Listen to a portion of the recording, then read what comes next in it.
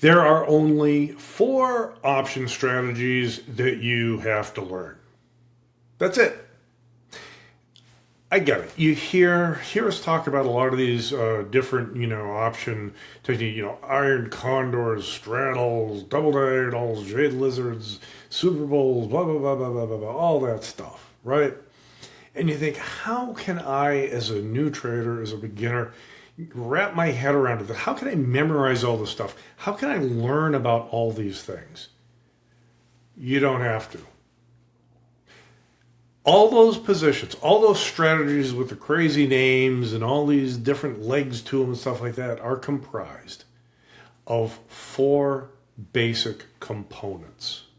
If you understand those components, you can understand all the other stuff and have it make sense.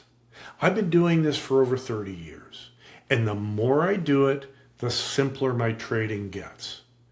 I don't necessarily do the complex stuff all the time. In fact, most of my trading is done with these 4 strategies. So if you're worried about, oh my gosh, I'll never figure this stuff out, focus on these 4 to begin with, and the other stuff, I'm going to bet, is going to make a lot more sense. Let's get into it.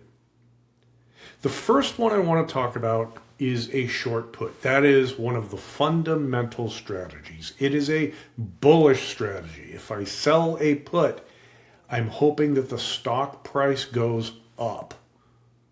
Okay?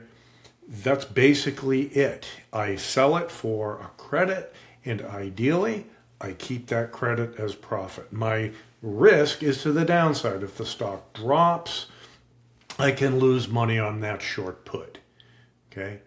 But that is the first component. A lot of traders will use short puts as a strategy to buy a stock at a lower price, because if they sell an out of the money put and the stock drops to that strike price, they'll get assigned on that short put and buy the stock at a lower price than they would if they bought it today. That's the idea. And if the stock goes up, they keep the credit on the short put. That's why it's one of the fundamental strategies that you should learn. The second is the short call. Short call. Well, that's a bearish strategy. It's the mirror image of a short put. In this case, with the short call, I expect the stock price to drop. If the stock goes up, I start losing money, just like this graph suggests. So these are hockey stick graphs, as we call them in the industry. And so here's the profit of this trade. If the stock goes down, the trade is profitable. The short call is profitable. The stock goes up, the short call starts losing money.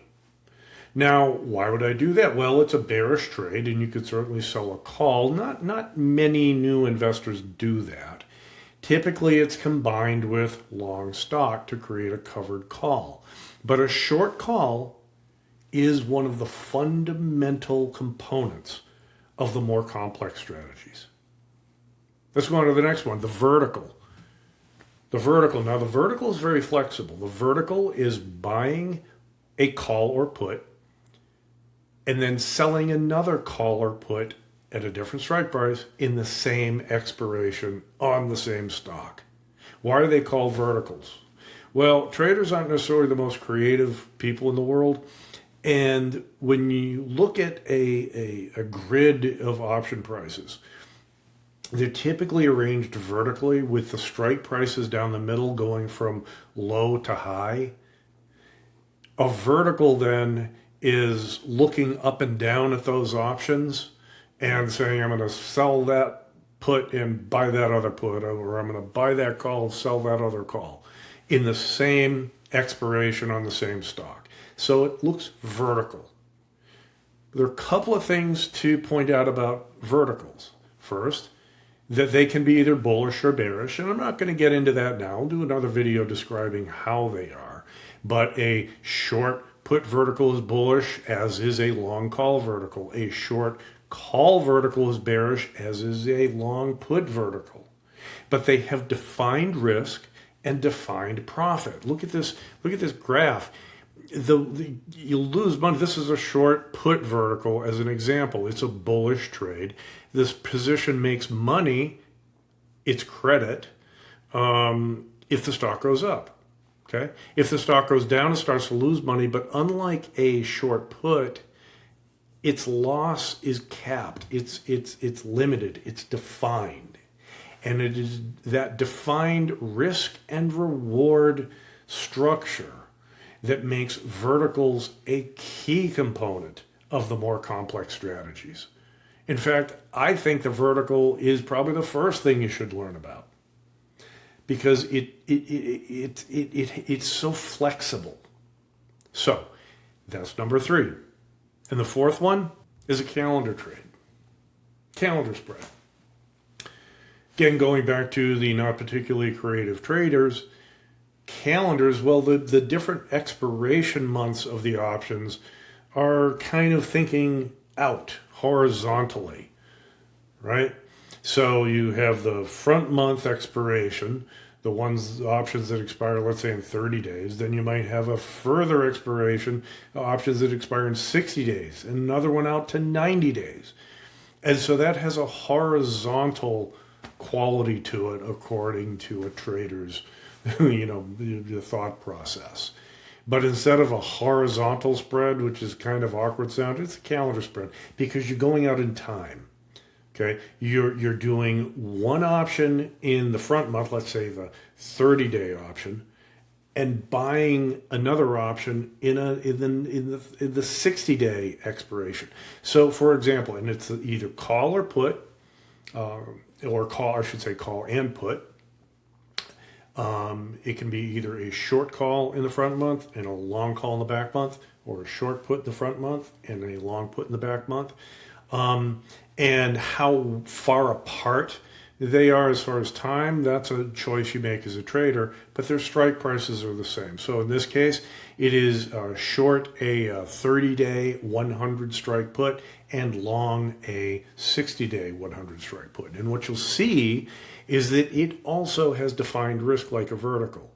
But the profit and the loss, well, it makes money here when the stock is right at the strike price and at the expiration of the 30-day option.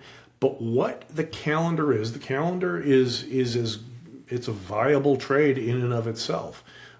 It's getting long Vega, for example, and it's a good way to generate positive time decay and long Vega as one trade. So it's a good standalone spread by itself, but really learning about it lets you see how it can be worked in with other strategies, short put, short calls, verticals, to create more complex strategies. Now, this is not an exhaustive explanation of these 4 strategies. We have lots of educational pieces where you can learn about the details and get comfortable with them, and maybe even try to trade a few to see how they actually work.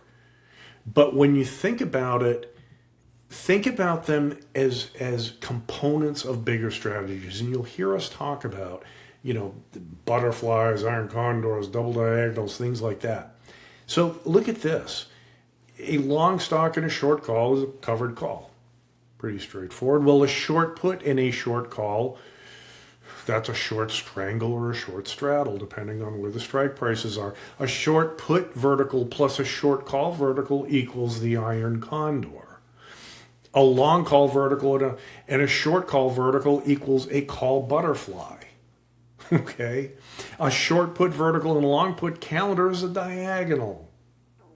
So no matter how complex the strategy might sound, like, holy smokes, they're doing all this stuff here. You can break them down into those 4 components. And if you understand those 4 components, chances are good that you're going to understand the more complex strategies. Now, none of this is a trade recommendation. Whether you trade these strategies or not is up to you. And when you do, please do not take any more risk than you are comfortable with.